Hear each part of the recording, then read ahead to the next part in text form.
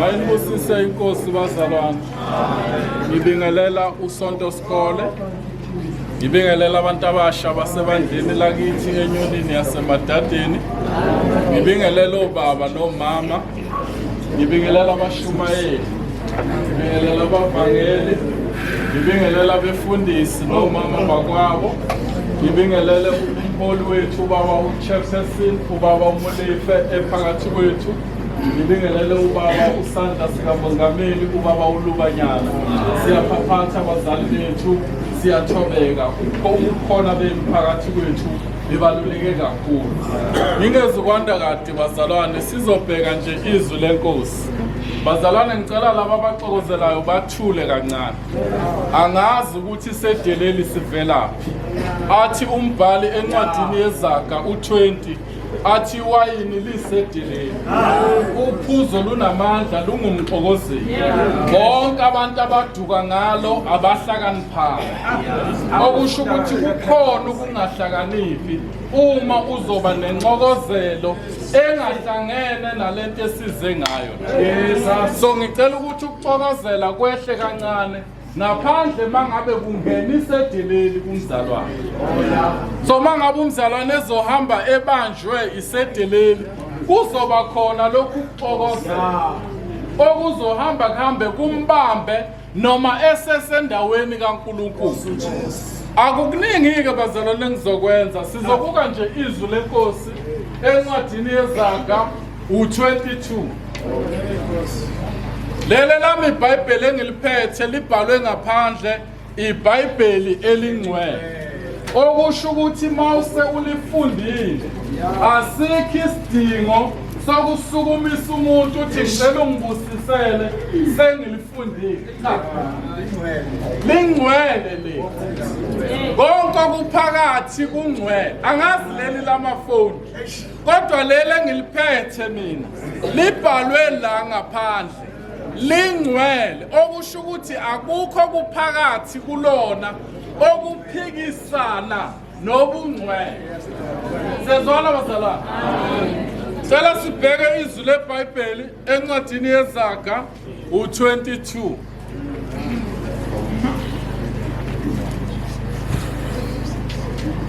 Kufundeka kanje bazalwane. Verse 1. Igama elihle likhethekile kunengcebo enkulu nomusa kunesiliva negolide. Abacebileyo nabapofu bahlangene. uJehova ungumenzi wabo bonke. Oqondileyo uyabona ububi acashe. Kepha abangenalwazi badlula nje bahlupheke ngakho. Umvuzo ukuthobeka kokumesaba uJehova uyingcebo nodumo oluphilayo. Amen bazalwane. Cela sibheke lapha phezulu. Sonke njoba sila sinalento esayiyela kaHome Affairs. Phecelezi ama-ID ethu ongakabi nayo i-ID une-birth certificate angithi. Lapha kuma-birth certificate ethu noma kuma-ID kubhaliwe amagama ethu kanye nezibongo zethu. Angithi bazalwane. Lawo magama abhalwe lapha akusiwo amagama ethu. Kodwa igama lomuntu livele entweni ayenzayo. So lelizwe silibheka namhlanje malithi igama elihle alisho leli gama owaliqanjwa abazali bakho. Lokho kwakuwuphawu abazali bakho abakubeka lona ukuze bakwazi ukukuhlukanisa phakathi kwabanye abantu abanegama elifanayo nelabo. So base bekwenza lolu uphawu abazokwazi ukubona ngalo nokuhlukanisa ngalo phakathi kwabanye abantu. Manje mangabe lithi namhlanje igama elihle asisho leli gama lakho elibhalwe kwi-ID yakho noma kwi-birth certificate yakho akusili igama lakho lelo. Kungenzeka yini bazalwane sesihambile evangelini noma sesihlalile evangelini sinamagama esesizenzele wona ngokuhamba kwethu kodwa esingathandi ukubizwa ngawo. Kungenzeka yini bazalwane sesikhona la endlini yokukhonza uNkulunkulu sinalamagama esibizwa ngawo kodwa singawathandi, kodwa sizakhele thina wona. Kunegama ozakhele lona, la uhlala khona, la uhamba khona, uzakhele wena leli gama. Kodwa abantu uma bekubiza ngalo awulifuni, kodwa uwe owakhele leli gama. Namhlanje sithi igama elihle. Wathi uverse 2 wakhona, abaqebileyo kanye nabampofu bonke benziwe uNkulunkulu. Kodwa mangabe siphila la emhlabeni, kunaleli gama esilenzayo ngayo yonke into esiyenzayo. Lento yenzayo abantu bazokubiza ngayo. Uma ungowesilisa, unabantu besifazana abaningi eduze kwakho. Ngesikompilo lakaZulu uyisoka lamanyala ngoba wenza into enyanyisayo. Kodwa umuntu olisoka umuntu onentombi eyodwa noma onomfazi oyedwa. Baba ngaphezulu kwababili ulisoka yebo, kodwa lamanyala ngoba wenza into enyanyisayo. Bese kuthi owesifazane onamadoda amaningi, yena abizwe ngokuthi uyisifebe. Angithi bazalwane, igama zakhele lona ngokuhamba kwakhe, kodwa mawumbiza ngalo ushintsha ngisho ebusweni. Kunalezi zinto bazalwane esizenzayo, kodwa sifuna ukubizwa ngazo. Asiziyeki ngani pho? Uma ungathanda abantu bakubize ngalento yenzayo, awuyeki ngani pho? Uqhubekela uthakathe, mawubizwa ngomthakathi uyathukuthela. Kodwa yinto yenzayo, igama ozakhele lona wena leli. La uhamba khona, nala uphila khona. Mangabe uphuza utshwala kakhulu, thina masihlangana nawe sothi yasidakwa. Udinwelani pho? Ngoba leli gama lakhiwe uwe. Elakho leli gama uzakhele wena lona. Sivumele sikubize ngalo ngoba lakhiwe uwe. Sizothi namhlanje igama elihle likhethekile kunengcebe enkulu. Abantu babheka izinto abanazo, kunalamagama esizakhele wona, kodwa sifuna ukubizwa ngawo. Umzalwane mawumbiza ngaleli gama lalezi zinto azenzayo, ushintsha ngisho ebusweni, afinqinqindi athi ngizobulala umuntu, athi khona indoda ngale kwalokholo. Sizothi igama elihle likhethekile phakathi kwayo yonke into. Ake sihambe senza amagama ethu abe mahle, sisekholweni noma sesiphumile endlini zokukhonza la sikhonzela khona. Ngoba namhlanje igama esikhuluma ngalo akuyilo leli gama lakho elibhalwe kwi-ID yakho, kodwa sikhuluma ngegama lenkambo yakho yobungcwele, ukuthi ngabe lobu bungcwele sibukhulumayo masiphuma la siphinde sibenze yini noma sigcina ngokukhuluma nje. Yikho mangabe ubheka incwadi yeBhayibheli mayiqala kuGenesis iziyofika lapha encwadini kaJuda, uNkulunkulu uyasincenga kuwo wonke lama chapter, kodwa mayefika kwisambula akasasincengi. Uthi owonayo akaqhubeka, osona ayisanengene lapha ngasekugcineni. Owonayo akaqhubeke enze isono, ngoba leli gama elihle okade ucela ukuthi uzakhele lona awuhlulekile ukulakha. Wazakhela lelo ongafuni sikubize ngalo, kodwa uyaqhubeka uyalakha. Sinabazalwane abakhululekile nje ukuzithuzela utshwala, kodwa sayishila incwadi yeZaga 20 yathi iwayini lisedeleni, uphuzo lunamandla lungumxokozeli.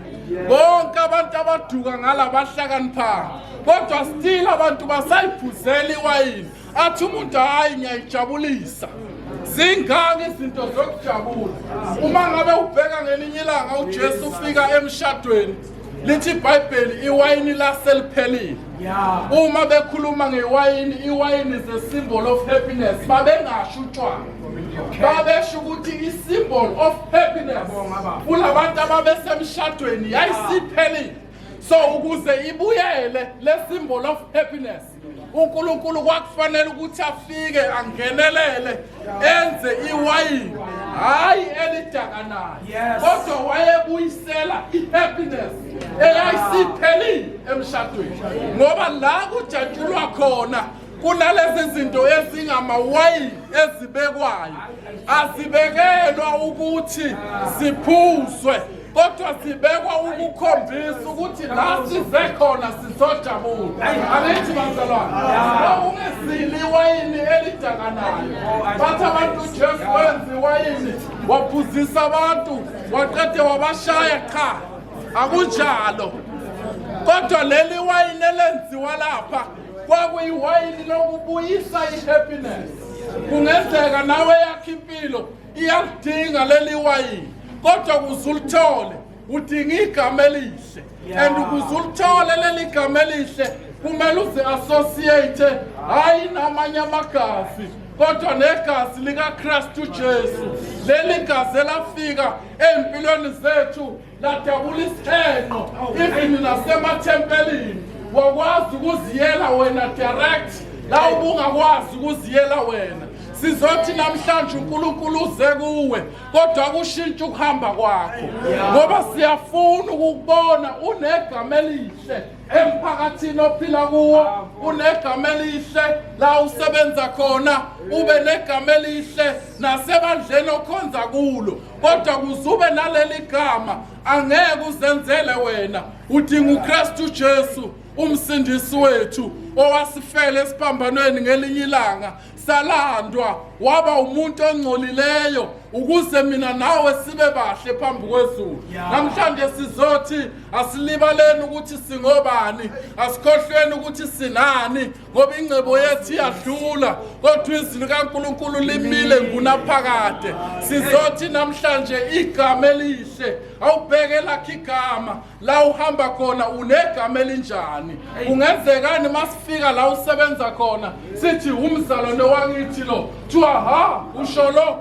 Kungenzeka yini wena la uphila khona emphakathini wangakini igama ozakhele lona uyasaba ukubizwa ngalo, kodwa uyaqhubeka uyazenza lezi zinto ongafuni ukubizwa ngazo. Angithi bazalwane, so namhlanje asenze izwe lethu libe ngcwele. Umuntu osebenza kwakhe akangalindi size sone, akasithathe yena sise police station. Jesus, ungalindi ukuthi size sone ngoba uzela isigebengu vele. So namhlanje sizothi yiwoza enkosini nakho konke kwakho, kodwa mawusufikile uyedwa umuntu ozokusiza ukwazi ukuhlukana nalezi zinto ezingcolisa ubungcwele bakho, uNkulunkulu uKristu Jesu. Namhlanje sizomemezela igama elihle kwedlula wonke amanye amagama. Sizomemezela igama elihlula ngisho lamagama akhona esikhathini samanje aqala ngonkamisa. Angithi bazalwane, sizomemezela igama elisindisa wonke umuntu, elingakhethi balala muntu, kodwa umuntu ukuze alithole leli gama udinga ukuthi azingcwelise yena ekukhulumeni kwakhe, ekuhambeni kwakhe, nasekwenzeni kwakhe. Igama elihle likhethekile kunengcebo. Singabheka imicebo esinayo, sibheke nakho konke esifuna ukuba nakho, kodwa leli gama elihle liyokuvulela amasango obungeke ucabanga ukuthi angavuleka ngelinye ilanga.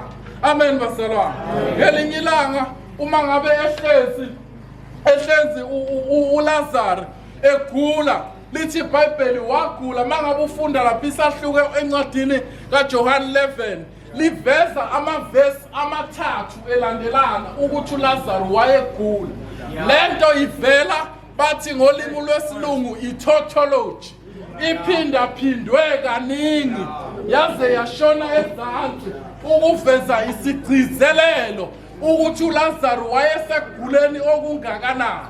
Kodwa mangabe umbheka kuchapter 12 simbone sevukile esenza izinto okungalindele ukuthi angazenza. Simbone ehlezi etafuleni edla noKristu Jesu, edilini elalikhona. Sizothi namhlanje nawe lakho igama liyabizwa, kodwa kudinga ungcwelisa ukuhamba kwakho. Ungahambi ngokuncika kumngane wakho, ngoba leli gama elihle impela likhethekile ukunamafutha amahle. uNkulunkulu uyasazi sonke njoba sila amagama ethu nokuhamba kwethu kungenzeka phambi kwethu kuke kungcwele, kodwa sizothi namhlanje likhona igama, likhona igazi elingayihlanza nalezi ezakhe izono, ubuyele ube umntwana kaNkulunkulu ngokupheleleyo kulo leli bandla lasenyonini. Bazalwane, uNkulunkulu uyakhonzeka, singayanga kwamanye amabandla, singayanga enyangeni, singayanga sayogcatshwa u11 lo wokutshela ukuthi hambe esontweni ngo11 o'clock.